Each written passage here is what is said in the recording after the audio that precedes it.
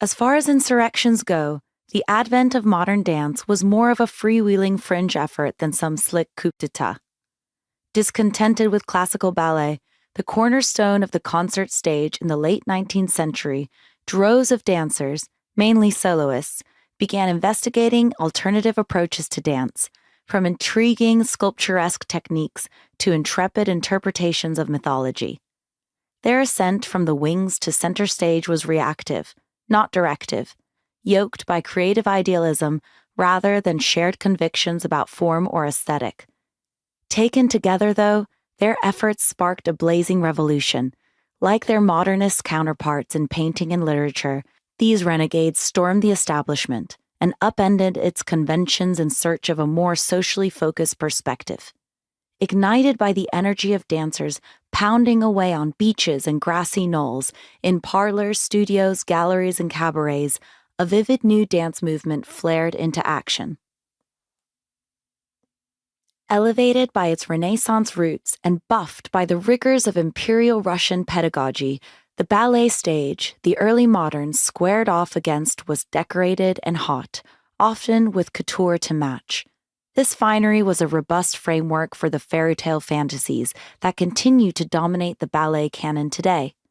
Dolls coming to life and sleeping beauties awaiting true love's kiss.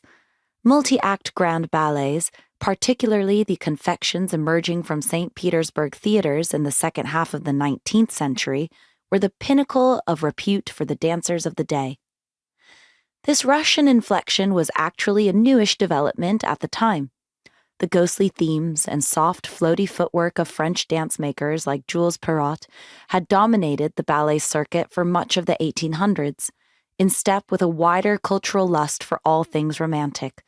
But by the time the fin de siècle bounded into frame, a bolder, more broad-chested technique had unseated this trend, thanks in large part to the ballet master Marius Petipa, whose tenure at the influential Imperial Russian Ballet steered the genre towards new heights of athleticism.